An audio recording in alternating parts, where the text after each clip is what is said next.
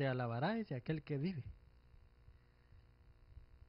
¿verdad? Porque él estaba consciente de que al morir iba al Seol, o sea, a la tumba o al sepulcro, como nosotros podemos entender.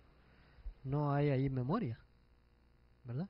Y es ilógico también pensar de que el paraíso de Dios está abajo de la tierra, cuando el paraíso de Dios el Señor mismo lo va a venir a fundar, pero sobre la tierra, ¿verdad? Y en un lugar específico, lo cual será en el monte de Sión, ¿verdad? Ahí el Señor fundará una vez más el paraíso, donde los fieles, que si el Señor nos permite que alcancemos la gloria de Dios, vamos a reinar con Él. Y también el mismo pueblo de Israel. No está así en abajo de la tierra de ninguna manera. Según lo que dice aquí en Daniel capítulo 12, dice, en aquel tiempo se levantará Miguel, el gran príncipe que está de parte de los hijos de tu pueblo, y será el tiempo de angustia, cual nunca fue desde que hubo gente hasta entonces. Pero en aquel tiempo será libertado tu pueblo y todos los que se hayan escritos en el libro. Y muchos, dice aquí lo que el versículo 2, y muchos de los que duermen Serán en el despertados. polvo de la tierra serán despertados, unos para vida eterna y otros para vergüenza y confusión perpetua. Quiere decir que todas estas personas que duermen están durmiendo en el polvo de la tierra. Exactamente. Estas personas cuando mueren no sienten el tiempo. No sienten el tiempo porque el que está dormido, prácticamente si yo me acuesto a las 6 de la tarde con un sueño pesado, puedo levantarme a las 6 de la mañana y no sentí cuánto tiempo estuve dormido porque estaba inconsciente pues en el cuerpo. No, no que no haya tenido vida, sino que estaba inconsciente, la memoria está, ¿verdad? O sea, el cuerpo está inerte, está descansando. Entonces es la figura que usa ahí el profeta Daniel.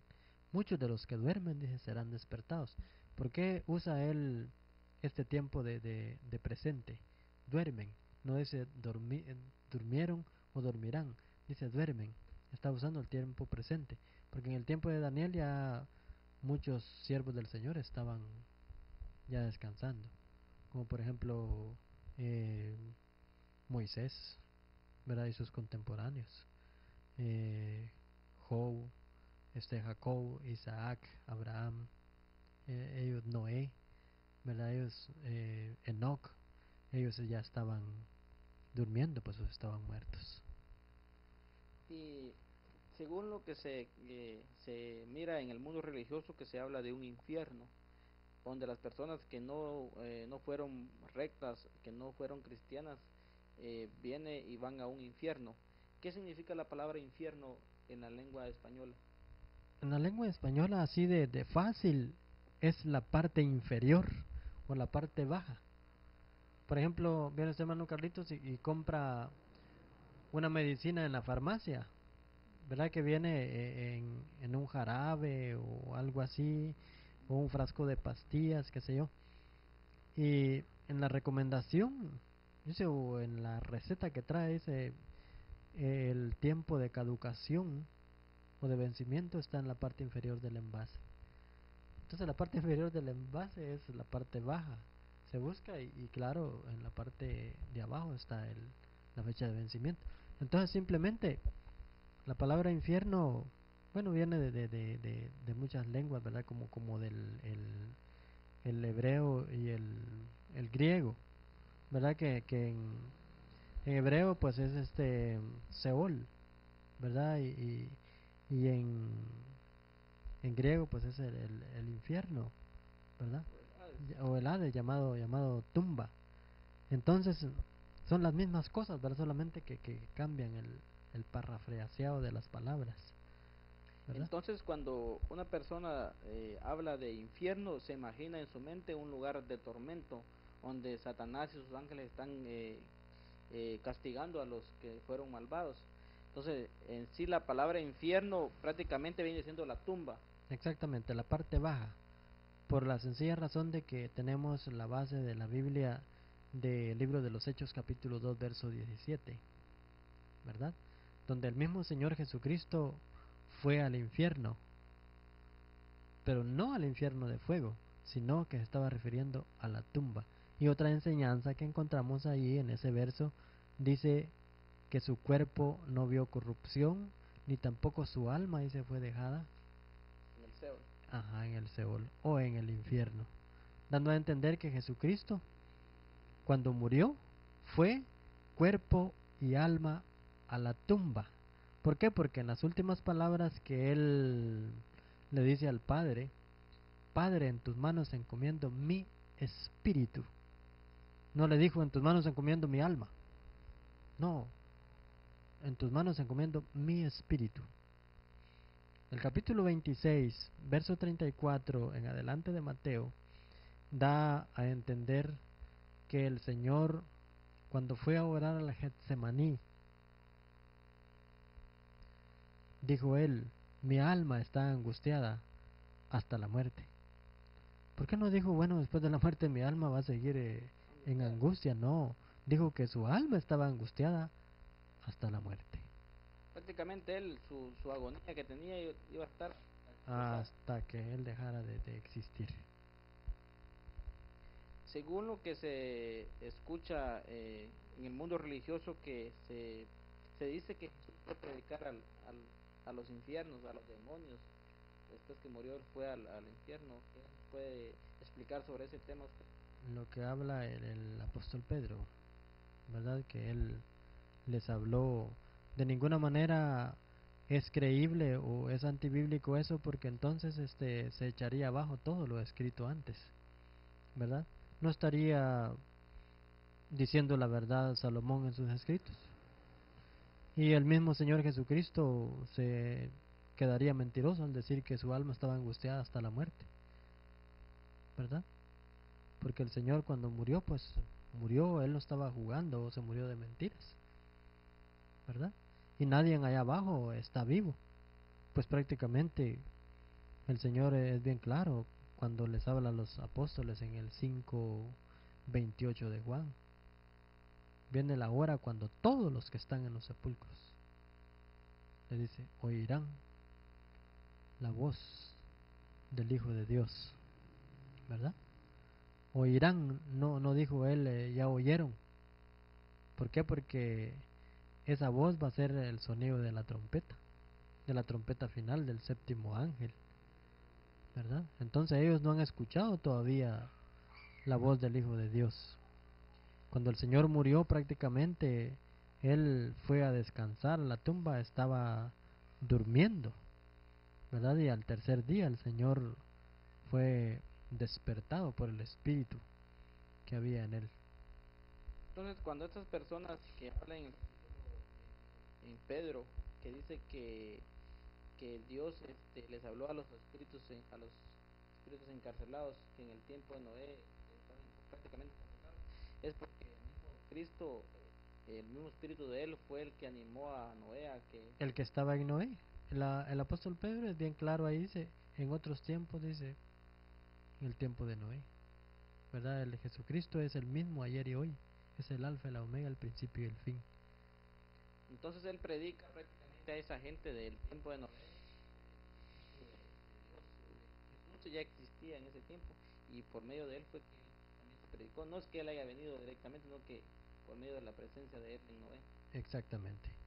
Jesús es coherente al Padre en la misma forma de existencia.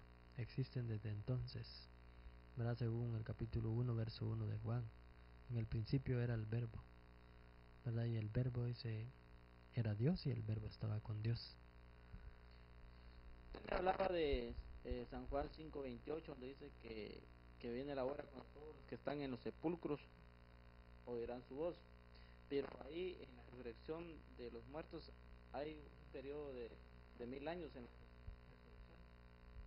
Bueno, tenemos entendido que hay dos resurrecciones. Por ejemplo, capítulo 20, verso 4 en adelante de Apocalipsis, ¿verdad? Donde dice el revelador Juan, y vi tronos y se sentaron sobre ellos los que recibieron la facultad de gobernar, ¿verdad? Y habla de las almas de los decapitados, o sea, las personas que murieron, ¿verdad? Entonces, luego sigue explicando que los otros muertos no se levantaron en la primera resurrección. Bienaventurado y santo el que tiene parte en la primera resurrección. Hace alusión de que hay dos resurrecciones. Una para los santos, de aquellos que habla el apóstol Pablo en Primera Tesalonicenses 3, 13 al 17. ¿Verdad que los muertos en Cristo resucitan primero? 4, 16 o... Sí, perdón, el capítulo 4 de Primera Tesalonicenses, verso 13 al 16. Amén. Así es. Entonces, allí hace alusión al apóstol Pablo, donde dice que los muertos en Cristo resucitan primero. Entonces, los muertos en Cristo, los que creemos en Cristo Jesús, y llegamos nosotros al momento de la resurrección, si es que hicimos la voluntad de Dios, si es que nos comportamos y fuimos fieles, entonces resucitamos en la primera resurrección. Pero hay un lapso de tiempo de 1000 años que los otros muertos no resucitan, sino hasta que se cumplan los 1000 años, y esos 1000 años es el reino de Cristo. Es un periodo donde el Señor Jesucristo reina, y al terminarse el reino de los 1000 años, ya para comenzar el reino eternal, entre esas dos facetas, ¿verdad? Como el sabbat entre sus dos tardes, cuando comienza y cuando termina. Ahí está el gran juicio final, ¿verdad? Donde se levantan los otros muertos. Y si no se hallaron escritos en el libro de la vida, dice que fueron lanzados al lago de fuego. Toda persona que muere en este tiempo, o en el tiempo antiguo, es una persona que está esperando la resurrección. O sea, que no está participando de nada en este tiempo, sino que va a llegar un día donde las personas que resuciten van a ver a Jesucristo por primera vez. Exactamente. Según lo que dice San Juan 3:13, que dice Jesús que nadie ha subido al cielo sino el que descendió del cielo, o el Hijo del Hombre que está en los cielos. ¿Qué me puede explicar sobre ese texto que de Jesús le dice eso a Nicodemo? Bueno, cuando nosotros vemos sobre de ese verso, traemos abajo la creencia del gran Enoc, por ejemplo, de Moisés y de Elías. Algunas personas pues tienen esa creencia, e inclusive enseñan al pueblo, enseñan a la gente, esa es su fe, de que a Enoc lo traspuso el Señor, por lo que dice Génesis 5:23, ¿verdad? Entonces, nosotros podemos darnos cuenta de que el Señor mismo es un testigo ocular que vino de arriba, ¿verdad? Y él dice, nadie ha subido al cielo sino el que vino y el que una vez más ha de subir. Entonces, surge de esa creencia, surge la pregunta, entonces, ¿a dónde está Enoc? ¿Y a dónde está Elías? ¿Verdad? Yo no creo que al Señor se le haya olvidado que Elías allá estaba y que Enoc allá estaba, y que se haya quedado con eso ahí guardado o entre la bolsa, ¿verdad? No se lo digo a los discípulos, pues ya metí la pata. No, de ninguna manera. ¿Por qué? Porque el Señor tiene establecido para los hombres que mueran una vez, y después de esto dice el juicio. Así es de que estos hombres están muertos también.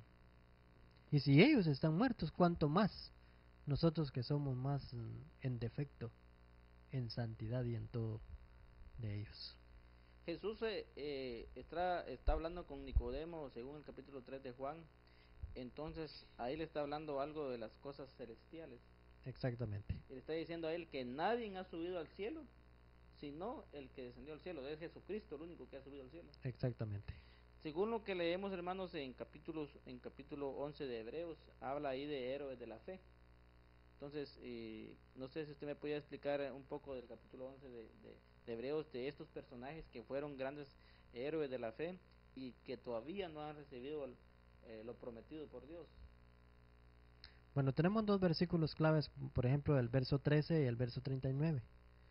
¿Verdad? El verso 13 dice que conforme a la fe murieron todos estos, ¿verdad? Y el verso 39 dice que esos no han recibido nada de lo prometido.